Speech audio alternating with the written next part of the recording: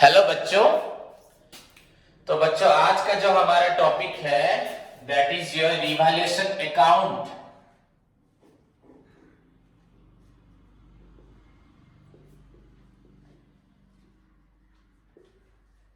तो last class में हमने रिवैल्यूएशन अकाउंट पढ़ा था एंड बच्चों प्रीवियसली मैंने आपको रिवैल्यूएशन अकाउंट किस तरह से आपका जो एंट्रीज रिक्वायर्ड होता है रिवैल्यूएशन अकाउंट में आपका इन टाइम ऑफ इंक्रीज और डिक्रीज इन एसेट्स और लायबिलिटीज में उसके बारे में डिस्कशन किया था। एंड मैंने बोला था नेक्स्ट क्लास में आपको रिवैल्यूएशन अकाउंट या रिवैल्यूएशन जो लेजर बनाया जाता है कैसे बनाते हैं। तो so far as entries concern you know बच्चों increase in asset debit, decrease in asset credit, unrecorded asset बच्चों आपका जरूर क्या होगा डेबिट होगा, then increase in liability credit, decrease in liability debit and unrecorded liability means again increase in liability वो भी आपका होता है क्रेडिट। एंड उसके बाद फाइनली बच्चों प्रोविजन का सवाल था। प्रोविजंस बढ़ना मतलब लायबिलिटी बढ़ना। अगर हमारे पास प्रोविजंस बढ़ रही है तो लायबिलिटी बढ़ रही है, that means again credit. And अगर प्रोविजन डिक्रीज हो रहा है डेबिट। तो ये बच्चों 8 आइटम्स को लेके रिवैल्यूएशन अकाउंट बनाया जाता है। फर्स्ट ऑफ ऑल आपका increase decrease in assets, unrecorded assets 3 points हुए। देन उसके बाद increase decrease in liabilities, unrecorded liabilities 6। Then आपका 7th हुआ increase in provision and decrease in provision. You know सबका एंट्री मैंने बता चुका हूं, सभी का एंट्री। अगर जैसे एक एंट्री बता दो एसेट्स इंक्रीज हुआ तो योर एसेट्स अकाउंट या वेरियस यू कैन राइट जो भी एसेट्स होगा, बिल्डिंग हुआ, आपका लैंड हुआ, आपका कैश हुआ, जो भी एसेट्स आपका इंक्रीज होता है various assets account debited to हम लोग लिखते हैं रिवैल्यूएशन अकाउंट। सिमिलरली अगर हमारा एसेट्स डिक्रीज होता है द एंट्री हमारा हो जाएगा उसका reverse revaluation account debited to आपका वेरियस एसेट्स या assets account. This entry is for बच्चों इंक्रीज, यू नो सभी को मालूम है सिल्वर रूल में पढ़ाया जाता है increase in asset debit and decrease in asset credit. ठीक है। So now see how to prepare your revaluation account. Ledger अगर जर्नल आपको आता है तो लेजर जरूर बना पाओगे आप लोग। सो सी लेट्स सी बच्चों कैसे बनाते हैं। एज यू नो सारे अकाउंट्स हमारे टी फॉर्मेट में बनते हैं तो रिवैल्यूएशन अकाउंट वैसे ही बनेगा।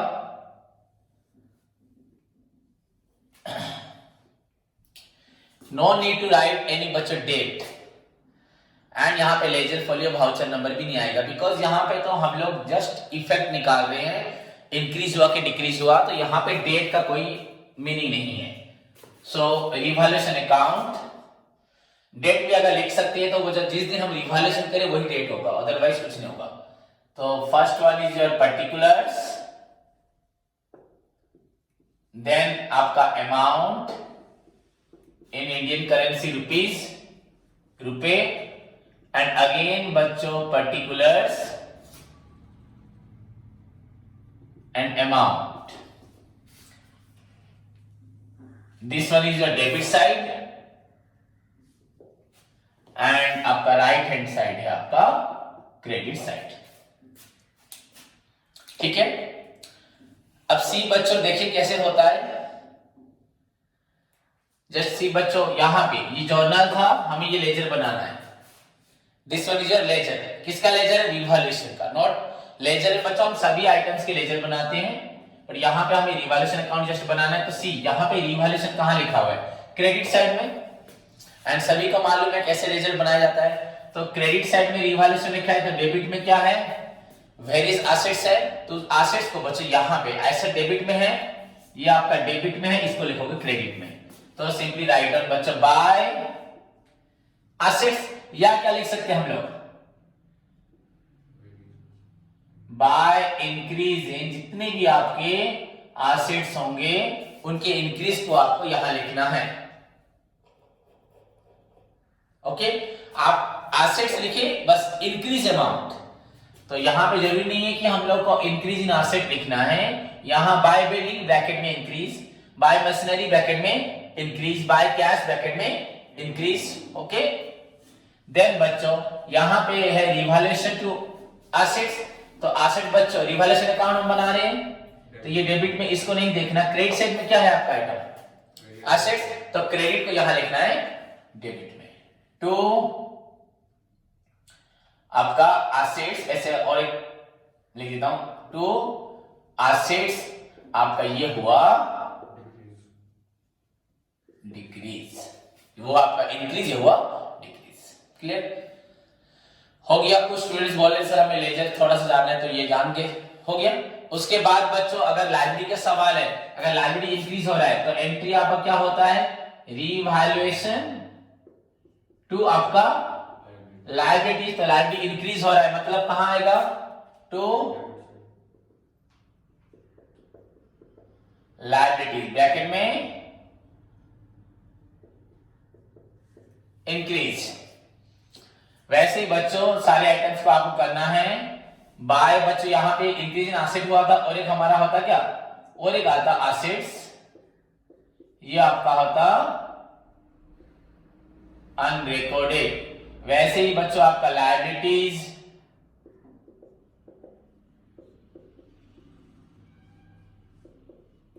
Sorry liability decrease. क्लियर? यहां पे आपका बच्चों हमने एसेट्स लिखा डिक्रीज, लायबिलिटी लिखा इंक्रीज, और एक आएगा लायबिलिटीज में अनरिकॉर्डेड जो है, टू लायबिलिटीज आपका अनरिकॉर्डेड। फाइनली बच्चों हमें क्या दो आइटम लिखने हैं, provisions, to increase in provision या क्रिएशन ऑफ प्रोविजन, क्या लिख सकते हो, क्रिएशन ऑफ प्रोविजन। जितने भी आपके प्रोविजन क्रिएट हुए हैं last year balance sheet date के बाद से अब तक, टू क्रिएशन या creation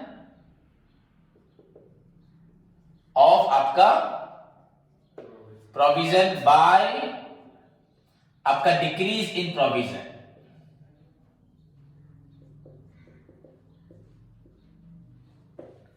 decrease in provision. Now see बच्चों बोथ साइड रिजल्ट को देखिए, यहां पे जो अमाउंट पुट होगा देखेंगे उसको,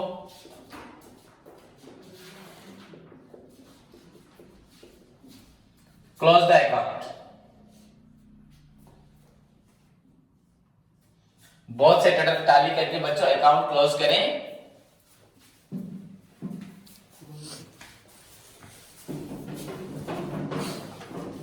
ओके लेट्स सी बच्चा, अगर आपका credit side you know increase in asset, मैंने आपको बोला था effect gain, asset unrecorded gain या प्रॉफिट, लायबिलिटीज बच्चों डिक्रीज होना भी प्रॉफिट, डिक्रीज इन प्रोविजन भी प्रॉफिट। तो दिस साइड आपका प्रॉफिट साइड है, तो बहुत साइड को टोटल करें, रफ में लिखें।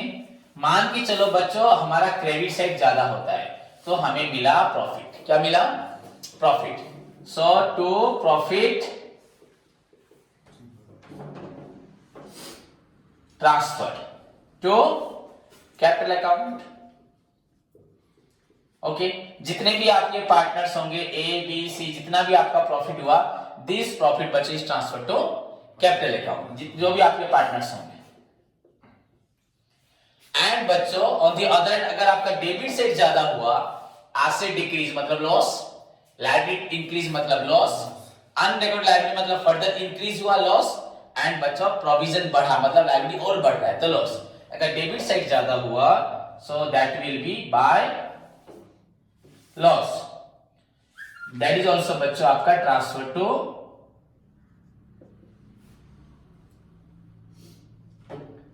पार्टनर्स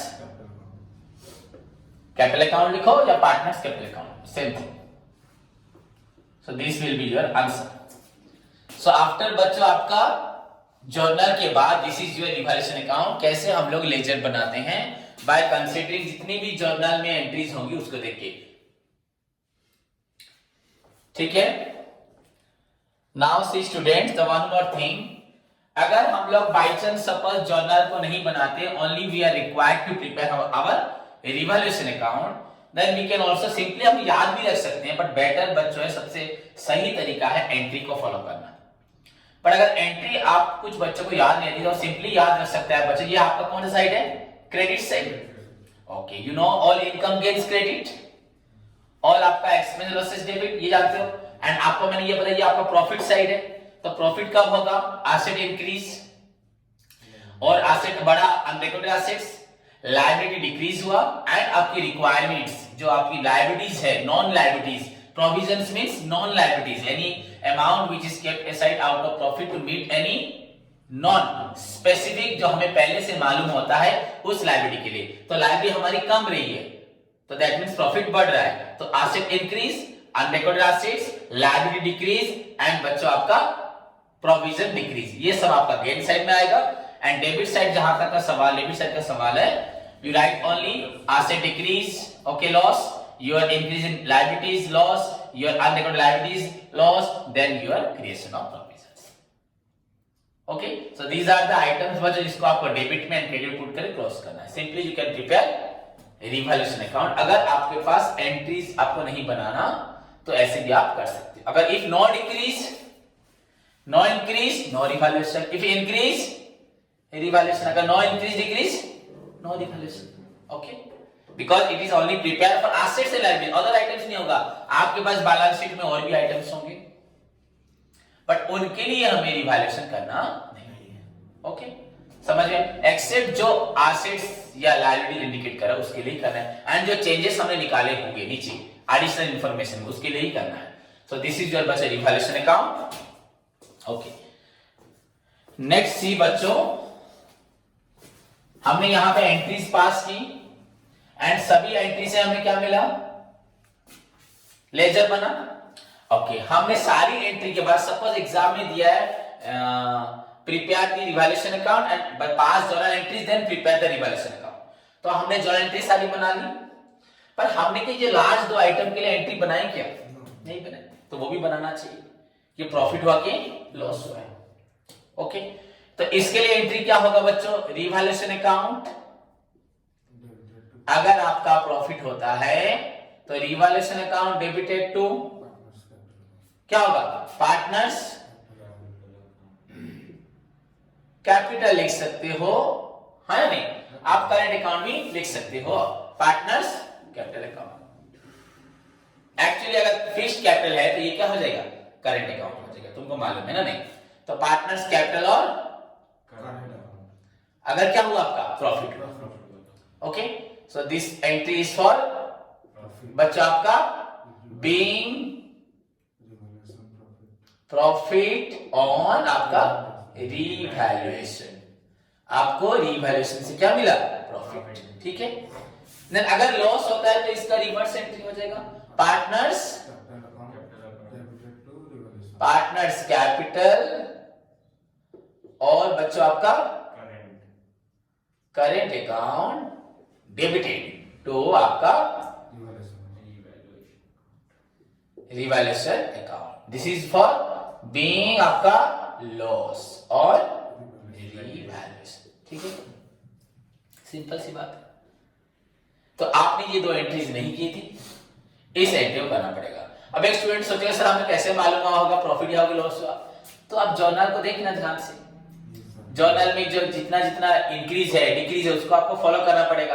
अगर आपको नहीं समझ में आ रहा सर कैसे मालूम पड़ेगा, सिंपली आपको एसेट इंक्रीज कहां, रिवैल्यूएशन क्रेडिट में था ना, जहां जहां रिवैल्यूएशन क्रेडिट में है डेबिट के सारे आइटम बच्चों आपके क्या है, प्रॉफिट, उन सारे को प्लस कर लो, एंड जहां जहां रिवैल्यूएशन आपका डेबिट में, ये वाला अलग है, ये तो फाइनल आंसर है ना, ये तो ट्रांसफर हुआ, जो प्रॉफिट निकला वो ट्रांसफर हुआ कहां पे, पार्टनर्स कैपिटल अकाउंट, इसलिए रिवैल्यूएशन डेबिट में चला गया वो।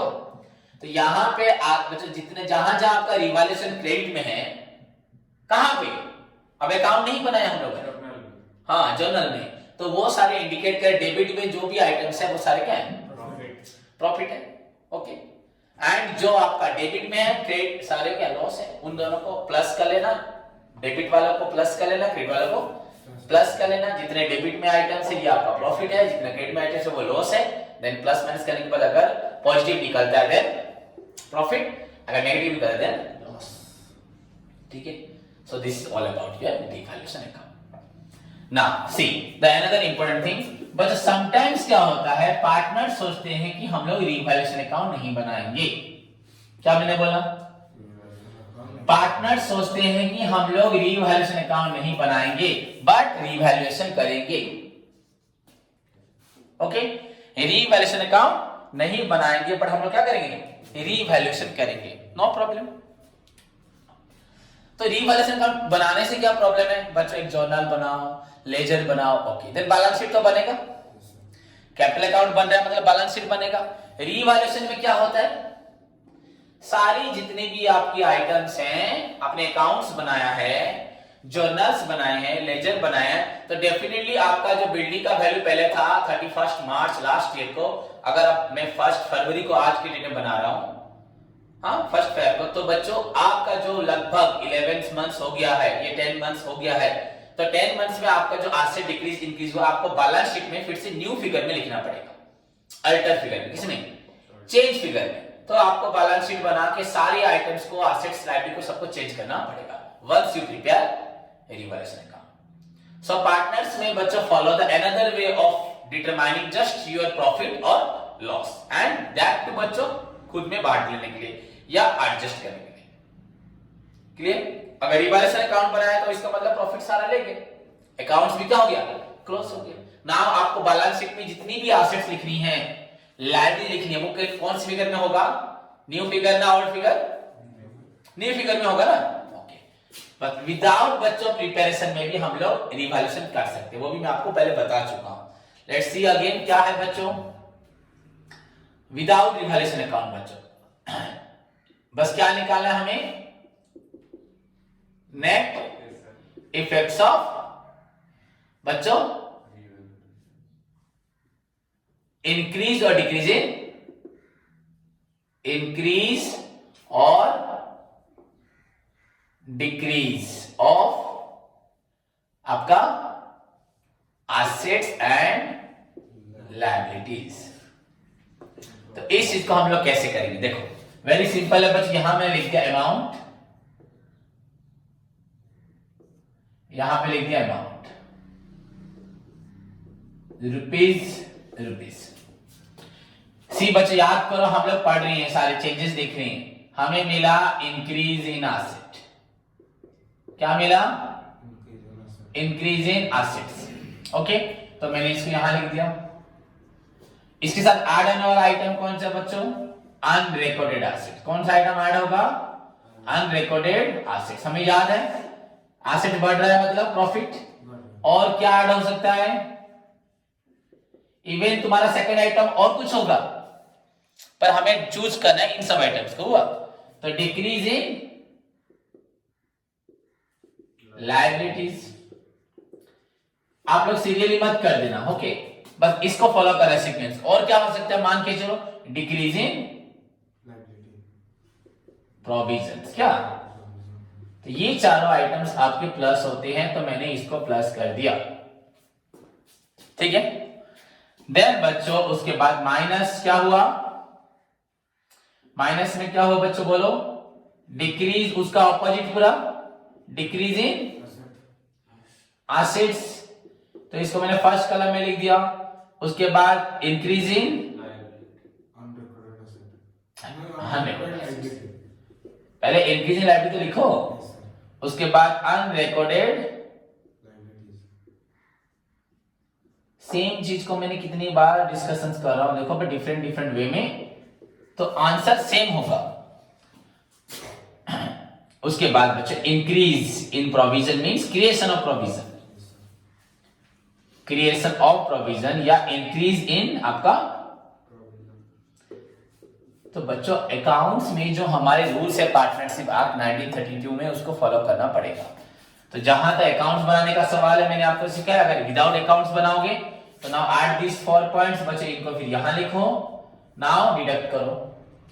अगर आपका इंक्रीज पार्ट, ये कौन सा पार्ट है आपका, this part indicates your profit, ये क्या इंडिकेट कर रहा है, प्रॉफिट और गेन, जिसे बोलते हैं प्रॉफिट्स और गेन्स, एंड दिस पार्ट क्या इंडिकेट कर रहा है आपका, लॉसेस।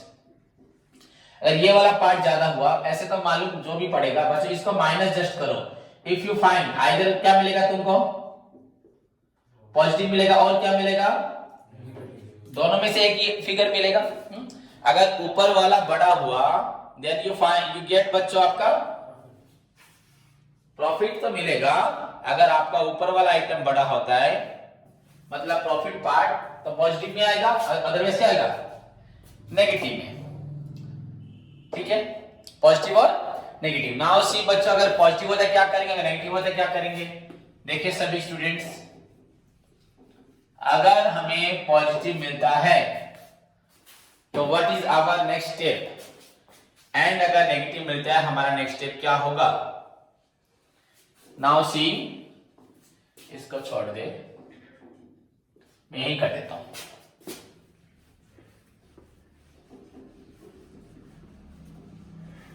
ओके, इफ क्या लिखा मैंने, इफ नेट इफेक्ट बच्चों आपका इज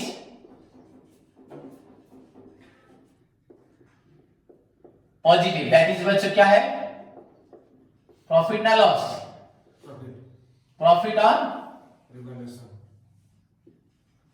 रिवैल्यूएशन पर हम रिवैल्यूएशन अकाउंट नहीं बनाया। अगर नेट इफेक्ट आपका पॉजिटिव होता है that means profit on revaluation. ठीक है, ओके। सो एंट्री विल भी बच्चों क्या होगा, प्रॉफिट अगर हुआ, अगर प्रॉफिट हो रहा है हमारे पास, सपोज मान के चलो दो पार्टनर्स है ए बी, इसका प्रॉफिट से रेशियो 6, इसका है 4, तो 6:4। कल से इनको क्या होने वाला है, इक्वल होने वाला है, 1:1 या 5:2, बहुत सेम है। तो इसको बच्चों लॉस हो रहा है 1, इसको गेन हो रहा है 1, कल से इसे क्या हो जाएगा, इस एसेट्स में भी गेन मिल जाएगा, है या नहीं। तो यहां पे बच्चों एडजस्टिंग एंट्री, जस्ट क्या होने वाला है, हमने हर जगह पढ़ा ना, एडजस्टिंग एंट्री होता है आइदर अकाउंट्स क्लोज होगा नहीं तो एडजस्टिंग एंट्री। तो ये बच्चों किस लिए बनाया जा रहा है, एडजस्टिंग एंट्रीज के लिए। तो यहां पे जिसको लॉस हो रहा है, इसको लॉस हो रहा है, तो आज तो इसका हिस्सा इस प्रॉफिट में ज्यादा है ना, तो डेफिनेटली ये क्या करेगा, अपने कैपिटल से इसको 1% 10%, एक जो है वैल्यू 10% दे देगा। सो ये कौन सा पार्टनर है, गेनिंग, ये सैक्रिफाइस। आपको सभी को मालूम है एंट्री क्या होता है, तो यहां पे आपका कौन सा एंट्री होगा, एंट्री क्या होगा, एडजस्टिंग एंट्री ना क्लोजिंग एंट्री। तो दैट विल बी योर बच्चों आपका गेनिंग पार्टनर्स कैपिटल अकाउंट या करेंट अकाउंट जो भी होगा, to sacrificing partners capital account, because आपका क्या होगा, बिकॉज क्या होगा, प्रॉफिट और रिवैल्यूएशन। बी क्या लिखेंगे यहां पे, बोलो, being profit on assets and liability लिख सकते हो, या revaluation. And in the same manner बच्चों, अगर हमारा नेगेटिव होता है तो हमें क्या करना है, let's see, if net effect is बच्चों आपका नेगेटिव, दैट इज क्या, लॉस ऑन रिवैल्यूएशन। जस्ट बच्चों यू नो हमें कैसे करना है इसको भी, द रिवर्स एडजस्टिंग एंट्री होगा यहां पे भी, द एंट्री विल भी क्या हो जाएगा आपका sacrificing partners capital account debited to gaining partners बच्चों आपका capital account. This is for being आपका लॉस।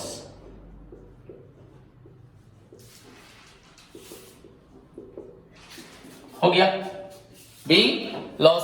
अब सबके मन में आएगा सर अमाउंट क्या लिखेंगे, नो प्रॉब्लम बच्चों, जो भी आपका अमाउंट निकलेगा, जो भी प्रॉफिट या लॉस निकलेगा, हाँ, जो भी आपका नेट इफेक्ट निकलता है, मान के चलो 10,000 रुपीज निकलता है, तो 10,000 में इसका होता है 6,000 एंड इसका होता है 4000, ये एंट्री तो आपका पास होगा रिवैल्यूएशन अकाउंट में। और अगर आपको एडजस्टिंग एंट्री पास करनी तो जस्ट क्या करना है बच्चों, इसको क्या कर रहे हैं, इसको 1000 देना है, सो दैट कल ये कितने का मालिक बन जाएगा, 5, ये बन जाएगा 5000। मतलब आपको 10,000 का गेनिंग कितना हो रहा है, 1/10, ये सेक्रीफाइस क्या हो रहा है, तो 1/10 मतलब बच्चों कितना हो रहा है 1000। सो आपका ये जो अमाउंट होगा यहाँ पे, जो आपका डेबिट में हम अमाउंट लिखने वाला है, वो कौन से रेशियो में होगा, gaining and sacrifice. And you know gaining ratio हमेशा आपका इज इक्वल टू क्या होता है, सैक्रिफाइसिंग रेशियो, दोनों सेम होता है। तो आपका अमाउंट लिखा जाएगा किसमें, गेनिंग एंड सैक्रिफाइसिंग रेशियो में। सो दिस इज योर बच्चों revaluation account, very simple, clear, ठीक है। सो नाउ सभी को मालूम पड़ा कैसे रिवैल्यूएशन अकाउंट बनाते हैं। But the another important thing, फिर से रिवाइज करवाओ ना, हो गया। यू नो बच्चों, हमें सभी को मालूम है silver rule, increase in asset debit, decrease credit, increase in liability credit, decrease debit. Then unrecorded asset, the one more thing, unrecorded asset मतलब यू हैव एसेट बट तुमने रिकॉर्ड नहीं किया, दैट मींस अगर अभी मालूम पड़ा तो एसेट इंक्रीज, तो same debit. And unrecorded liability मतलब और लायबिलिटी बढ़ रहा है, दैट मींस आपका क्रेडिट। तो एंड लास्ट पॉइंट आपका प्रोविजन इंक्रीज और decrease, provision increase, credit decrease, debit. 8 points हो गए। तो उन जर्नल को लेके आपने लेजर बनाया, रिवैल्यूएशन अकाउंट, देन क्लोज किया ये प्रॉफिट पार्ट, ये आपका लॉस पार्ट। अगर प्रॉफिट ज्यादा हो रहा है ट्रांसफर टू किसको, पार्टनर्स कैपिटल अकाउंट। ये बच्चों कौन से रेशियो में ट्रांसफर होगा, तुमको मालूम है सबको, ऑल रेशियो क्या होगा, जो भी प्रॉफिट होगा, बताया था उस दिन मैंने, आज लिखा नहीं, बस ऑल रेशियो, दोनों ही क्या होगा, all ratio. But if partner decide not to prepare the revaluation account and just to determine बच्चों आपका roughly ऐसे ही वर्किंग नोट्स में आप लोगों को क्या करना है, इफेक्ट निकालना है प्रॉफिट या लॉस, देन सिंपली तुमको कैसे निकालना है मैंने बता दिया। इन सभी को अपने ऐड करना, इसको ऐड करना, दोनों को फिर माइनस कर देना। अगर पॉजिटिव निकला गेनिंग टू सैक्रिफाइस, अगर लॉस निकला आपका sacrificing to gaining. So either you prepare or you can determine the same profit or loss on revaluation through this बच्चों आपका वर्किंग नोट्स, आप बोल रहे हो through this calculation, through this procedure. इस प्रोसेस में, ये नहीं, इससे पहले जो मैंने प्रोसेस लिखा था उस प्रोसेस के थ्रू एंड दिस एंट्री के थ्रू, दिस एडजस्टिंग एंट्री के through you can also done, you can also बच्चों कर सकते, you can also do the same work, okay? But यहां पे फिर से और एक प्रॉब्लम है जिसको मैं डिटेल में बताऊंगा। समटाइम्स क्या होता है, after the preparation of revaluation account, this is revaluation account, हाँ, तो ये आपको मैंने बताया बच्चों, वंस रिवैल्यूएशन अकाउंट प्रिपेयर हुआ मतलब you are required to present all the assets and liabilities in new figure, in altered figure, in changes figure, जो आपका चेंज हुआ है, पहले बिल्डिंग था 15 लाख, आज बिल्डिंग हो गया है 15,50,000, तो you are required to present उसी वक्त जब बैलेंस शीट बनेगा बिल्डिंग को 15,50,000 लिखना है, कैरेक्टर को बढ़ाना है या कमाना है, डेब्ट कमेगा बढ़ेगा, सब कुछ आइटम्स आपका अप एंड डाउन होगा। सो कभी-कभी पार्टनर्स फील करते हैं कि हम लोग बस रिकंस्ट्रक्शन कर रहे हैं, अपने फायदे को देख रहे हैं, जो अवेलेबल है वो है प्रॉफिट, जो अवेलेबल है रिजर्व, जो लॉस देना है लॉस, जो पेमेंट करना है एक्सपेंडिचर, और एसेट्स लायबिलिटी दिख नहीं रहा था, उसको हमने कैलकुलेट किया। इसकी वजह से पूरा सारा सिस्टम ही पूरा क्या हो रहा हमारा चेंज हो जा रहा है। तो समटाइम्स वो सोचते हैं कि हम बैलेंस शीट में जो आइटम्स हैं हमारे उनको चेंज नहीं करेंगे। अब कैसे चेंज नहीं करोगे, चेंज कर सकते, ऐसे कर सकते हो क्या, तुमने क्या बना दिया, मैंने बोला देयर आर टू प्रोसेस से, आइदर रिवैल्यूएशन या ऐसे ही, हाँ, ये calculation procedure of finding out the net effect and this is the revaluation way है, रिवैल्यूएशन अकाउंट है, तो you are required to follow any one of them. But after preparation of revaluation account, अगर आप सोचते हो कि हम लोग क्या नहीं करेंगे, रिवैल्यूएशन अकाउंट की वजह से अपनी एसेट लायबिलिटी को चेंज नहीं करेंगे, ऐसा हो नहीं सकता, अभी चेंज करना ही पड़ेगा। समझ में आया? आप कुछ लोग बोलेंगे सर काट दो अकाउंट को, ठीक है पैसे को काट दो, ऐसा होता है कंपनी में अकाउंट से इतना सा होता है क्या, यहाँ पे इतना सा दिख रहा है ना, कंपनी में 10 एसेट्स होती है, ऐसे होता है क्या, बहुत आइटम्स होते हैं, क्लियर? तो अगर आप रिवैल्यूएशन अकाउंट बना चुके हो, उसके बाद ये वाली सोच आपके दिमाग में आ रही है, देन अगेन आपको प्रॉब्लम फेस करना पड़ेगा। देन बच्चों उस चेंज को दूर करने के लिए हम लोग क्या करते हैं, और एक अकाउंट बनाते हैं, एक एडिशनल अकाउंट बनाते हैं, एक्सटेंशन बनाते हैं, किसका, रिवैल्यूएशन का, that is known as memorandum revaluation account. इसको हम लोग क्या बोले थे अभी तक, इसको बोले थे हम लोग रिवैल्यूएशन अकाउंट। अब इसका एक्सटेंशन बच्चों बनेगा मेमोरेंडम रिवैल्यूएशन अकाउंट। ओके, तो नेक्स्ट क्वेश्चन क्या आपका बन गया, मेमोरेंडम रिवैल्यूएशन अकाउंट। आप कोई पूछेगा sir what is memorandum revaluation account. Okay, what is तो मैं बताऊंगा, पहले व्हाई इट इज प्रिपेयर्ड तो मैं आपको बता चुका हूं। After the preparation of revaluation account, if partners thinks not to alter the figure of assets and liabilities in balance sheet, balance sheet तो बनाना पड़ेगा क्योंकि आप अकाउंट बना रहे हो, पर हम चेंज नहीं करेंगे। एट दैट पॉइंट उनके पास कोई भी अल्टरनेटिव रास्ता नहीं है एक्सेप्ट गोइंग थ्रू मेमोरेंडम। क्या जाना पड़ेगा, मेमोरेंडम जाना पड़ेगा। तो व्हाई इट इज प्रिपेयर्ड हो गया। तो what is memorandum, it is nothing but the बच्चों opposite of, it is the reverse of revaluation account and it is prepared with revaluation. जब रिवैल्यूएशन बनाओगे तब क्या बनाओगे, नहीं तो मेमोरेंडम बनेगा नहीं। अगर आपको रिवैल्यूएशन नहीं बनाना, you can easily determine that net effect, that profit or loss on revaluation through this calculation या through this procedure जो मैंने यहाँ बताया था, and entries, ये entries है। But अगर once you prepare revaluation account, then after preparing the revaluation account, you decide, you think ये आपके लिए inappropriate हुआ asset liability को change करना at the middle of the in the middle of the year, then you can also go through memorandum revaluation account. So it is the opposite of, it is the reverse of revaluation account which is prepared along with revaluation account. बच्चों the memorandum revaluation account किसके साथ बनता है, revaluation account के साथ। And the first part of memorandum, आपका memorandum revaluation account का पहला पार्ट क्या है, रिवैल्यूएशन अकाउंट। क्या है, क्योंकि अगर आपको एग्जाम में दिया है prepare memorandum revaluation account, that means आपको क्या बनाना है, रिवैल्यूएशन बनाना है, क्योंकि मेमोरेंडम ऐसे बनता नहीं। समझ में आया कि नहीं। तो इसका फर्स्ट पार्ट क्या हो जाएगा, मेमोरेंडम रिवैल्यूएशन अकाउंट। मतलब ये जो हमारा रिवैल्यूएशन अकाउंट है ना, ये ही मेमोरेंडम लिखा जाएगा। एंड इसका एक्सटेंशन, इसको नीचे ही बढ़ाएंगे हम लोग किसमें, and it is the opposite. Opposite मतलब समझ में आ रहा है, हाँ ओके। इसको मैं नेक्स्ट क्लास में डिस्कस करूंगा। मतलब समझ में आ रहा है सभी बच्चों को कि हमें इसे कैसे बनाना है, मेमोरेंडम कैसे बनाना है, एंड उसको बनाने की हमारी रिक्वायरमेंट्स क्या है। ठीक है बच्चों, तो आज के लिए इतना ही, धन्यवाद।